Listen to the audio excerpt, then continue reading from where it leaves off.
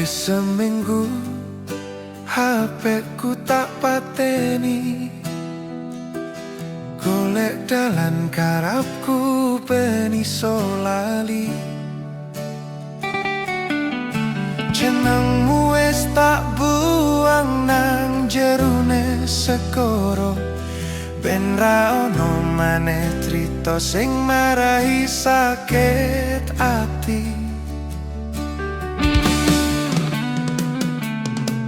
Mubeng-mubeng golek ayam ning kutho,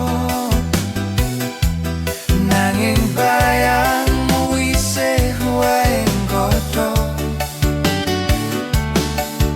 Sikapmu mancep koyo eri ning jero dodo, nglarani ati gawe uripku sengsara.